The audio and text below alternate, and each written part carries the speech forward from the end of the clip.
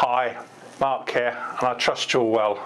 Welcome to Photographer Unscripted, where I share about my thoughts of something in the photography industry that's come up in the news, for example, and also about a piece of equipment that I've owned or own, that I've purchased and that I have real-time experience with.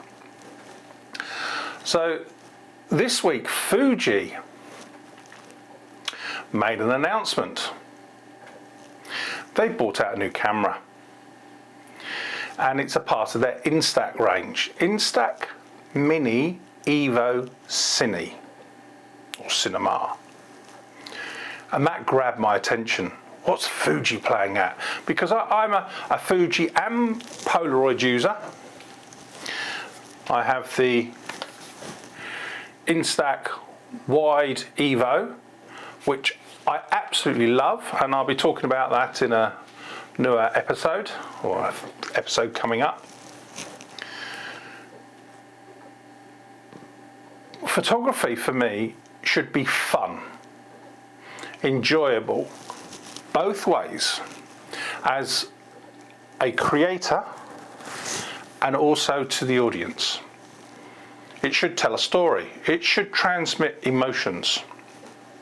It should make you feel cold. It should make you feel happy. It should make you feel sad. Well, Fuji brought out this Mini Evo Cinema. It's the mini format, so it has a little printer in it which prints about the size of a credit card. But that's not the main purpose for this camera. It's shaped like the old 8mm cameras, and it's designed to take short form videos. It links to your mobile phone by Bluetooth, and I believe from the information I've read and other reviews that it's constantly connected via Bluetooth, and you capture short 15-second videos. That's all it does, a 15-second video, in the video format, that is. And it sends it to your phone. The nice thing, or I think is the very interesting thing, is it has decades of stylization filters that you can apply at capture, and it's baked in. How video used to look like in that decade. So for the 50s, the 60s, the 70s, and we go all the way up to 2000s, where you get a clean HD looking video. And that quite appeals to me as a working photographer and storyteller. Why? Well, perhaps I want to create some short form, perhaps marketing or creating an interest in something. So let's say I'm going on a steam journey. I've been commissioned to capture some video, some stills for a publication and press release of a heritage railway line. Let's just for argument's sake say that.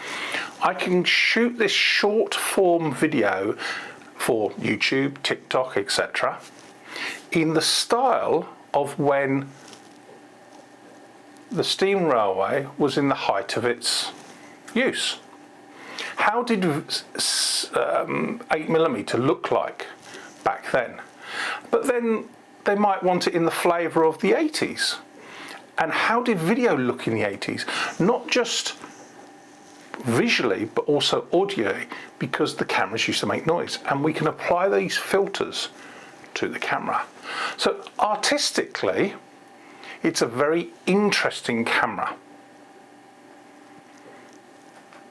What also can you do with this? Well, you've got your videos, 15 seconds, build clips, sends it to your phone, and you can then create a 30-second video. That 30-second video is uploaded to Fuji's servers, and it's there for 2 years. You can take a still from the video and print with the included printer that's built into the camera, this mini print with a QR code on it. So you could share the clip that you've uploaded and you use your phone and the app to do that. That's really interesting. Why? Well, I've been thinking about how I could use it, and here's just something off the top of my head.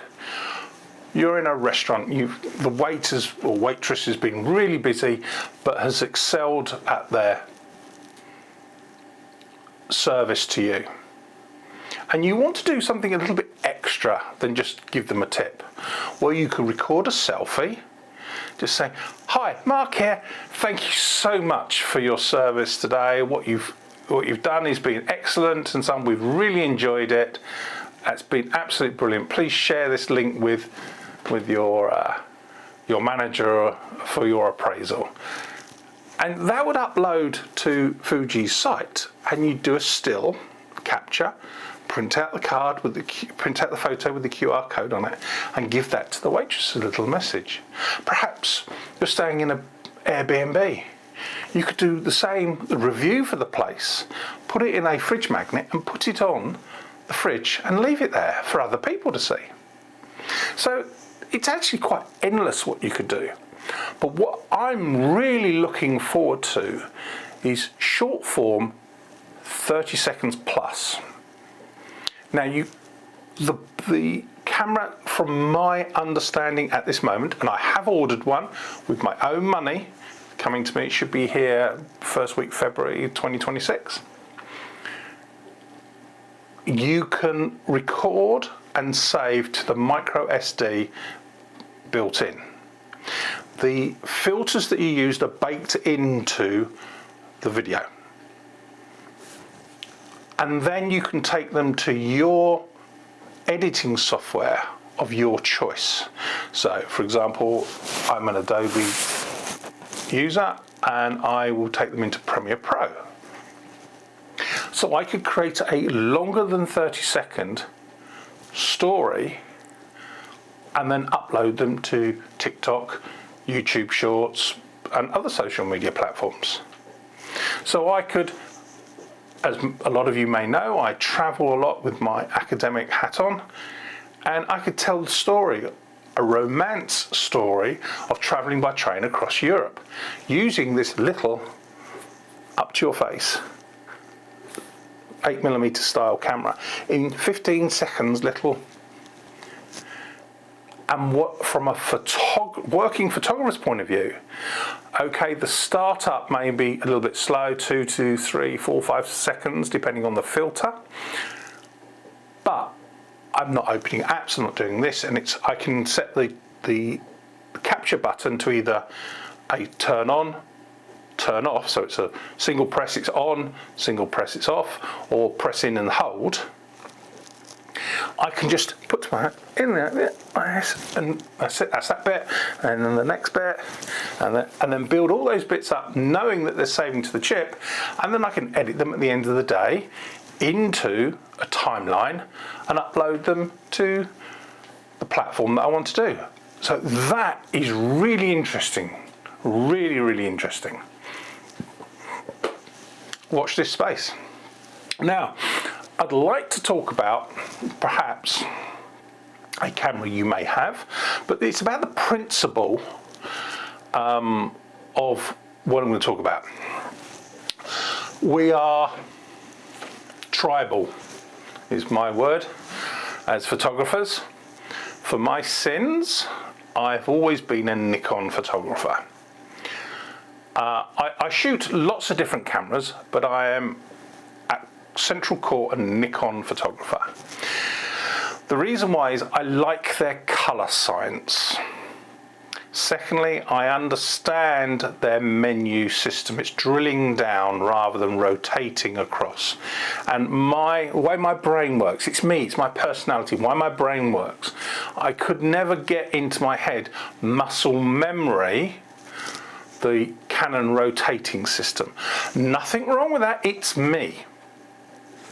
So I liked the colour science and I liked the user interface.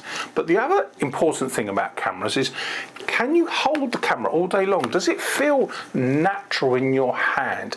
Can your fingers reach all the buttons? That's really important when you buy a camera. So you've got a camera and you're going to upgrade to the newest one. What do you do with your old camera? Now, if you're lucky and you don't have to trade in your camera or sell it on to fund your next purchase, your upgrade, I would like to make a proposal to you. This is a Nikon Z5. It was my first Nikon Z camera. I had at the time about 20 years worth of Nikon F-mount equipment, and that's film as well as DSLR. I had other cameras, got Arca Swiss, Linhof.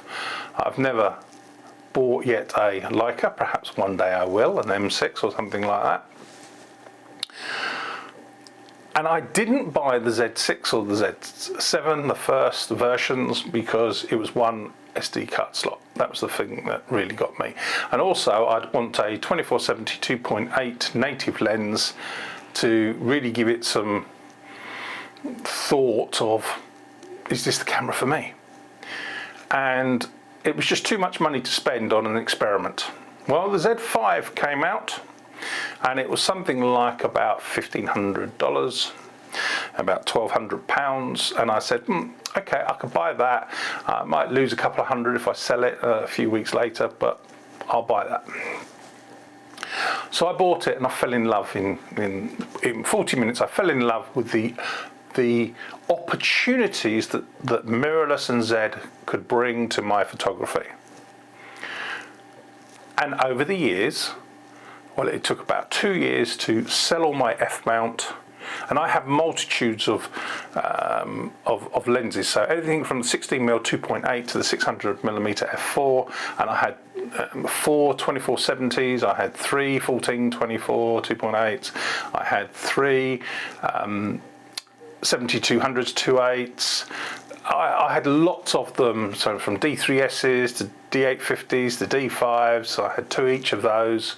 So I had a lot of equipment, and I sent them off to MPS to be serviced. But what do I do with my Z5? Now the Z series has matured. Well, or is maturing.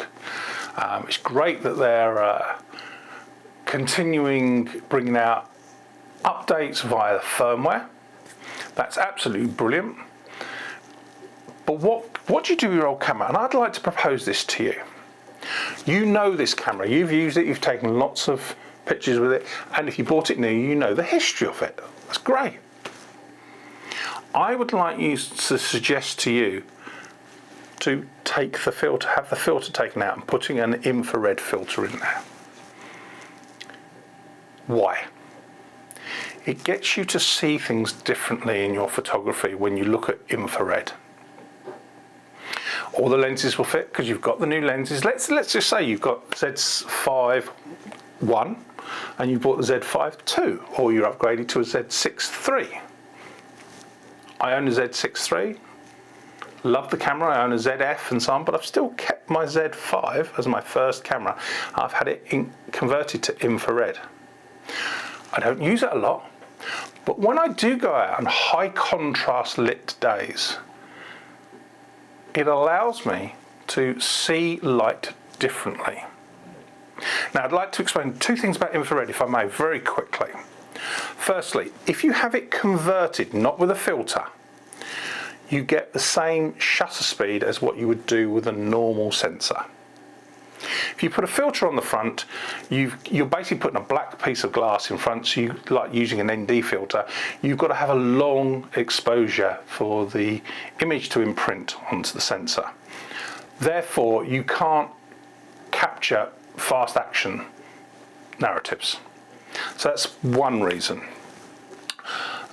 The second reason why I suggest putting a sensor in there is that it's not changing your form factor. Okay, whatever lens you put on there, it's just a normal camera. So I love seeing infrared shots. Now, if you're a landscape photographer, we get up in the morning with the sunrise, or before sunrise, we're sitting at our location watching the sun come up. Now, what do we do for the rest of the day? Well, perhaps we go for a little walk. Lunchtime, when the sun is directly above us in the harsh light, that's when you use your infrared as well. So just something to think about today. I'm looking forward to having that Mini Evo Cine. Should be first week in February 2026. And think about, before you sell your old cameras or part exchanging them, for a couple of $100, convert them to infrared and push your storytelling and your image creation in a different direction. Hope you've enjoyed today. Thank you for your time. Please like, subscribe. If you've got a question, ask it in the comments below. And I look forward to our next session. Happy photography.